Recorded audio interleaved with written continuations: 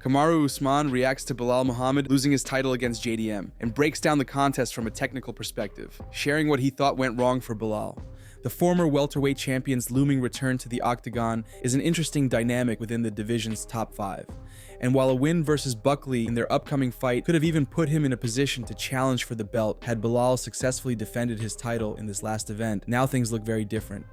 With JDM at the throne and the possibility of Makhachev moving up to try to capture a title, there's no more built-in rivalry with the champ anymore, as it wasn't the case with Belal. Plus, Shavkat is still there, who was supposed to be fighting Muhammad before getting injured, so the road back to the championship will likely look longer for Usman. That's if he beats Buckley first, which is certainly not an easy challenge. But with his accolades and name at 170, 2 or 3 wins including over Buckley would likely be enough. On his podcast with Henry Cejudo, when breaking down Muhammad's loss to Jack after 5 rounds, Kamaru's analysis included the possibility of Belal being overconfident and relying too much on his expectance of Jack slowing down as the fight progressed, so he could be overwhelmed with pressure, which of course didn't happen. JDM stepped on him and just did not let go.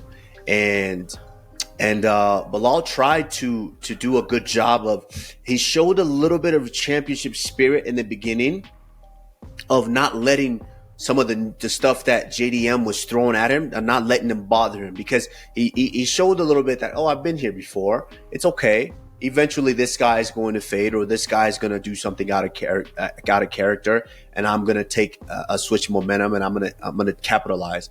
But no, because I feel like he didn't go to what he was used to going to. Like I've said before, Belal is good everywhere. There's not really an area to where I'm like, oh man, that he's really great at that. He's good everywhere. But it was just, I felt like it was, I don't want to say it was an arrogance. I don't want to say that at all. But it was almost like, just kind of smirk off, just shrug it off. Oh, it's nothing. It's nothing. It's nothing. I'll get him. Next thing you know, it's round 2. Next thing you know, it's round 3. This guy's not stopping. He's not slowing down. Next thing you know, it's round 4. Then it's like, oh my, I really got to try to do something now. Ariel Helwani confirms that Ilia Topuria and Charles Oliveira will fight for the vacant lightweight title on International Fight Week, after speaking with Topuria and his team, who told him that they expect an official announcement next week. Those who pay close attention knew that JDM's victory over Muhammad held more significance than just having a new champion at welterweight. This result was important for the directions of 2 weight classes, with Makhachev making it no secret before the fight took place that he was waiting to see how it would play out in order to make a decision on whether he's moving up or not. He and his team likely see JDM as a relatively easier challenge to Belal or Shavkat, but also his relationship with Belal would certainly make things awkward, so Islam must have been happy with the Aussie's victory, as it provides him a path to try to become a double champion, with circumstances that are not so bad for him. But what about the lightweight division and the Topuria fight? Looks like Ilia is fighting Charles for the vacant title, and we're getting the announcement soon. The question that now remains is, Islam said, yeah, I'll move up, but I ain't vacating the title. Ilia is saying, I ain't fighting for no interim belt or number 1 contender belt. What the hell does that mean? Islam is going to move up now to 170. He has to vacate the title. If the dude who is sitting there waiting for a title fight at 155 just vacated his title, the 155 title has to be vacated if Islam moves up, no? I checked in with Ilia's team this evening asking, do you guys think you're going to get the official announcement tonight? And they said, nah, probably not. Maybe early next week. I'm like, golly, this is like the longest freaking story saga of all time. In case you're wondering, Dana White has not appeared at the post-fight press conference yet, so perhaps we are going to get that scene of him walking up with the piece of paper just announcing the International Fight Week main event. Torn out piece of paper, yeah. Makhachev's coach talks about the challenge of facing JDM, and he likes Islam's chances. Mendez broke down the potential fight, explaining why he thinks switching weight classes won't be difficult for Makhachev, what the fight against JDM might look like, and is it happening in the first place? The longtime striking coach of Team Khabib made it clear that he really doesn't play a role in choosing who Islam or other fighters who are part of Khabib's gym are fighting, like many coaches do. Managers will take care of that one, Mendez says, but still not trying to hide the fact that everything is pointing towards a welterweight clash against JDM.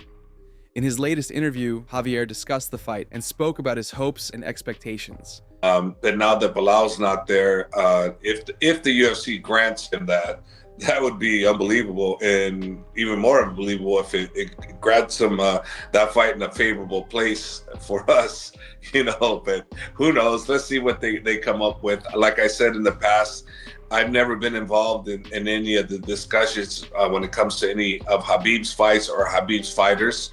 It's always been Ali and Rizwan. They do an unbelievable job, and I do what I always do. They tell me, Coach, we're fighting so-and-so, camp starts so-and-so. Okay, when you need me, blah, blah, blah. Then I get into work. We put in our work, I just know Islam wants this one. So for me, that's the challenge I want, and it's the challenge that I know Islam's going to be, supreme over, because I just know his skill set. I know what he brings to the table, and he brings an incredible work ethic along with skill set in every area. So, Islam's a whole different animal than Jade, the Jack's ever been involved with. So Merab's coach says Dvalishvili was tested for banned substances once every 2 weeks, calls for the equal amount of testing for his opponents, and shares thoughts on the rematch against Sean O'Malley. Having the best gas tank in the UFC also means being naturally targeted by anti-doping bodies with a higher frequency compared to other fighters. But we start to hear from fighters or their teams expressing their frustration with them as the testing becomes excessive in their view. Athletes get random, sometimes late night or early morning visits all the way up to their fight week, and that can disrupt their schedules badly. So it seems that Merab has become the center of attention for UFC's ADP lately, and his coach doesn't like this kind of treatment. Longo called for equal amount of testing for Merab and his opponents. I want to bring up one thing. I got a kid, one of Merab's friends that came back from Vegas, told me they're testing him. The last month they tested him every 2 weeks. Every 2 weeks they test him. I guess they can't figure out that his work ethic surpasses what drugs could do for you. Every 2 weeks. That's what he said. Wow. He said for the last month. And my point is, if I'm Merab, I didn't talk to him about this.